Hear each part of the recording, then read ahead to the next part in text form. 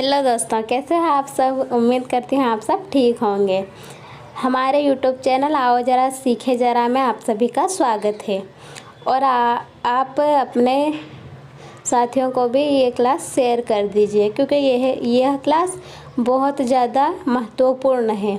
सारे एग्ज़ाम में इस चैप्टर से क्वेश्चन पूछे ही जाते हैं, इसलिए आप सभी अपने दोस्तों को भी शेयर कर दीजिएगा। अब हम स्टार्ट करते हैं प्राचीन भारतीय इतिहास के स्रोत। भारत का प्राचीन इतिहास जानने के लिए कई स्रोत उपलब्ध हैं, जिन्हें मुख्यतः दो भागों में बांटा जा सकता है। पहला है साहित्यिक स्रोत। इसमें हम देखेंगे धार्मिक ग्रंथ। धार्मिक ग्रंथ में वेद, ऋग्वेद सबसे पुराना है और इसे प्राचीन भारत की धार्मिक, राजनीतिक, सामाजिक जानकारी का आधार माना जाता है। बौद्ध साहित्य। त्रिपिटक में बौद्ध धर्म और उसके अनुयायियों की जानकारी मिलती है। जैन साहित्य। जैन धर्म के धार्मिक ग्रंथ अंग और उपांग है। ऐतिहासिक ग्रंथ। महाभारत और रामायण में उस समय के समाज, धर्म और संस्कृति की झलक मिलती है। कल्हण की राजतरंगिणी कश्मीर के इतिहास पर आधारित है। विदेशी यात्रियों के विवरण। मेगास्थनीज ग्रीक राजदूत ने अपनी पुस्तक इंडिका में मौर्य काल का वर्णन किया है। फाहियान, हेनसांग और इत्सिंग ने भारत की संस्कृति, शिक्षा और धर्म पर प्रकाश डाला। दूसरा है पुरातात्विक स्रोत। शिलालेख। अशोक के शिलालेख, ब्राह्मी और खरोष्टी लिपि भारत के इतिहास का महत्वपूर्ण स्रोत है। सिक्के मौर्य, कुषाण और गुप्तकालीन सिक्कों से उस समय की आर्थिक स्थिति और शासन प्रणाली की जानकारी मिलती है। स्थापत्य कला। हड़प्पा और मोहनजोदड़ो के अवशेष, अजंता एलोरा की गुफाएं और अशोक के स्तूप भारतीय वास्तुकला के उत्कृष्ट उदाहरण है। भित्ति चित्र। अजंता की गुफाओं में बौद्ध धर्म से जुड़े चित्र हैं। अब हम देखेंगे मोस्ट क्वेश्चन, एमसीक्यू और व्याख्या।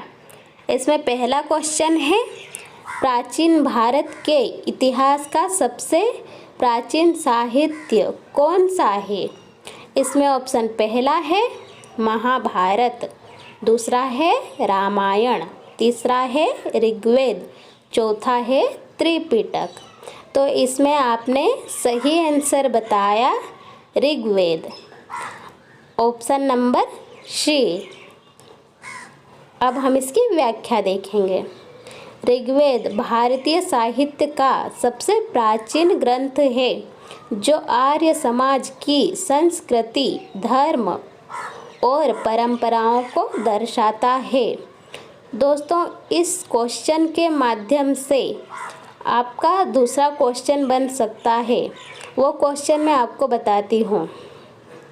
इसमें आपसे क्वेश्चन पूछेगा एग्जामिनर कि जो ऋग्वेद है वो भारतीय साहित्य का कौन सा ग्रंथ है, तो आप बताएंगे कि यह सबसे प्राचीन ग्रंथ है।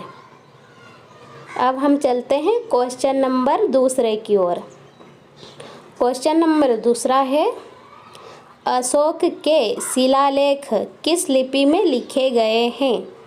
इसका पहला ऑप्शन है ब्राह्मी, दूसरा है खरोष्टी, तीसरा है देवनागरी और चौथा है संस्कृत। इस क्वेश्चन का सही आंसर आपने बताया ब्राह्मी, जो कि बिल्कुल सही आंसर है। अब हम इसकी व्याख्या देखेंगे। अशोक के शिलालेख मुख्यतः ब्राह्मी लिपि में लिखे गए थे। यह लिपि प्राचीन भारतीय भाषाओं को लिखने के लिए प्रयोग की जाती थी। अब हम चलते हैं क्वेश्चन नंबर तीसरे की ओर। तीसरा क्वेश्चन है मेगास्थनीज की पुस्तक का नाम क्या है।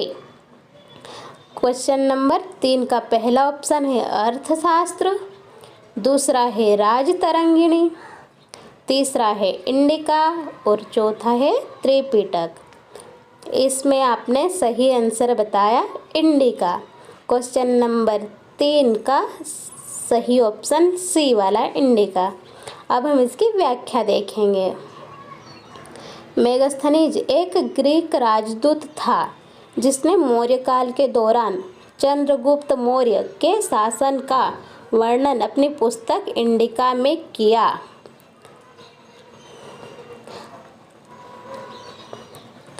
अब हम चलते हैं क्वेश्चन नंबर 4 की ओर। क्वेश्चन नंबर 4 है अजंता की गुफाएं किस धर्म से संबंधित है।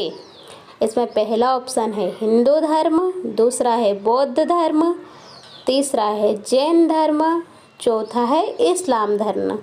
इस क्वेश्चन में आपने सही आंसर बताया बौद्ध धर्म। अब हम इसकी व्याख्या देखते हैं। क्वेश्चन नंबर 4 का बी वाला व्याख्या अजंता की गुफाएं बौद्ध धर्म के अनुयायियों द्वारा बनाई गई थी जिसमें भगवान बुद्ध के जीवन से जुड़े चित्र और मूर्तियां हैं। अब हम चलते हैं क्वेश्चन नंबर 5 की ओर। कल्हण की पुस्तक राजतरंगिणी किस राज्य के इतिहास को बताती है। इसमें 4 ऑप्शन हैं। पहला है मगध, दूसरा है कश्मीर, तीसरा है गंधार, चौथा है अवध। तो आपने इसका सही आंसर बताया बी कश्मीर। अब हम इसकी व्याख्या देखेंगे। राजतरंगिणी कल्हण द्वारा लिखित एक ऐतिहासिक ग्रंथ है जो कश्मीर के राजाओं के वंश और उनके शासनकाल का विवरण प्रदान करता है। दोस्तों, इस क्वेश्चन का दूसरा क्वेश्चन ऐसा बन सकता है कि जो राजतरंगिणी है वो ऐतिहासिक ग्रंथ किसके द्वारा लिखा गया है। तो आप उसमें से बताएंगे कि कल्हण द्वारा लिखा गया है। तो आप सारे क्वेश्चन को ध्यान से पढ़ें। फिर हम चलते हैं क्वेश्चन नंबर 6 की ओर। क्वेश्चन नंबर 6 में है ऋग्वेद किस भाषा में लिखा गया है।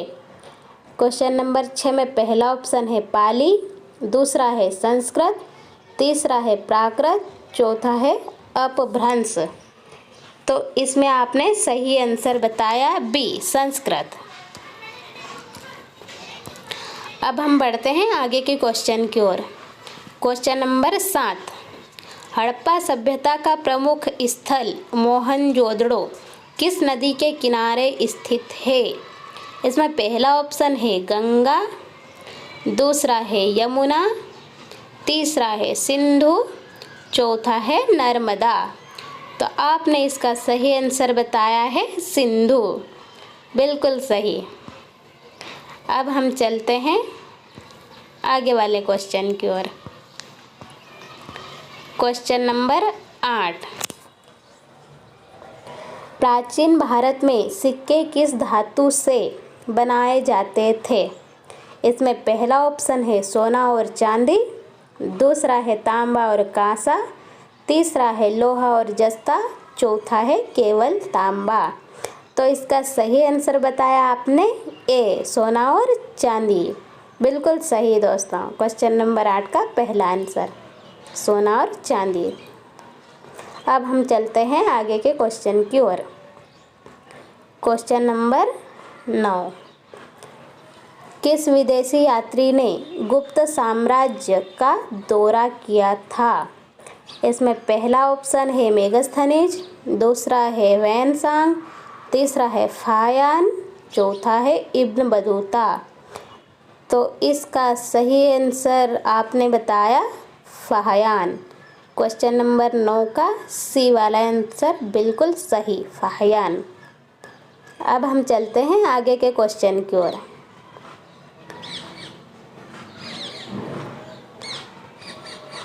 प्रश्न क्रमांक 10, अशोक के कौन से स्तंभ पर शेर का चित्र अंकित है जो भारत का राष्ट्रीय प्रतीक है?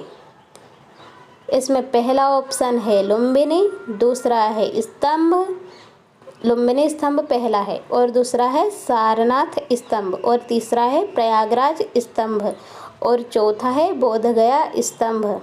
इसका सही आंसर है सारनाथ स्तंभ। क्वेश्चन नंबर 10 का दूसरा वाला ऑप्शन सही है, सारनाथ स्तंभ। अब हम बढ़ते हैं आगे के क्वेश्चन की ओर। क्वेश्चन नंबर 11, इंडिका पुस्तक किसके द्वारा लिखी गई थी? इसमें पहला ऑप्शन है कौटिल्य, दूसरा है कालिदास, तीसरा है मेगस्थनीज, चौथा है पाणिनि। इसका सही आंसर आपने बताया मेगस्थनीज। बिल्कुल सही दोस्तों, मेगस्थनीज। क्वेश्चन नंबर 11 का सी वाला ऑप्शन। अब हम चलते हैं क्वेश्चन नंबर 12 की ओर। क्वेश्चन नंबर 12 में अजंता की गुफाओं में चित्रकला मुख्य रूप से किस काल से संबंधित है? इसका पहला ऑप्शन है मौर्य काल, दूसरा है गुप्त काल, तीसरा है कुषाण काल, चौथा है संगम काल। इसका सही आंसर आपने बताया क्वेश्चन नंबर 12 का बी, गुप्त काल। बिल्कुल सही दोस्तों, गुप्त काल। अजंता की गुफाओं में चित्रकला मुख्य रूप से गुप्त काल से संबंधित थी। अब हम चलते हैं क्वेश्चन नंबर 13 की ओर। हड़प्पा सभ्यता में किस अनाज का सबसे अधिक उत्पादन होता था? क्वेश्चन नंबर 13 का पहला ऑप्शन है चावल, दूसरा है गेहूँ, तीसरा है मक्का, और चौथा है बाजरा। इसका सही आंसर आपने बताया गेहूँ। बिल्कुल सही दोस्तों, इसका सही आंसर है बी, गेहूँ। हड़प्पा सभ्यता में सबसे ज़्यादा अनाज जिसका उपयोग होता था वो है गेहूँ। अब हम चलते हैं आगे के क्वेश्चन की ओर। क्वेश्चन नंबर 14, किस भारतीय शासक ने शिलालेखों का उपयोग अपनी नीतियों को प्रचारित करने के लिए किया? इस क्वेश्चन का पहला ऑप्शन है चंद्रगुप्त मौर्य, दूसरा है अशोक, तीसरा है समुद्रगुप्त, चौथा है हर्षवर्धन। इसका सही आंसर आपने बताया बी, अशोक। बिल्कुल सही दोस्तों, क्वेश्चन नंबर 14 का सही ऑप्शन है अशोक। अब हम चलते हैं आगे के क्वेश्चन की ओर। क्वेश्चन नंबर 15, नालंदा विश्वविद्यालय की स्थापना किस शासक ने की थी? इस क्वेश्चन का पहला ऑप्शन है चंद्रगुप्त मौर्य, दूसरा है कुमारगुप्त, तीसरा है हर्षवर्धन, चौथा है बिंबिसार। इस क्वेश्चन का सही आंसर बिल्कुल आपने सही बताया दोस्तों, कुमारगुप्त। इस क्वेश्चन का सही आंसर है कुमारगुप्त। Question number 15।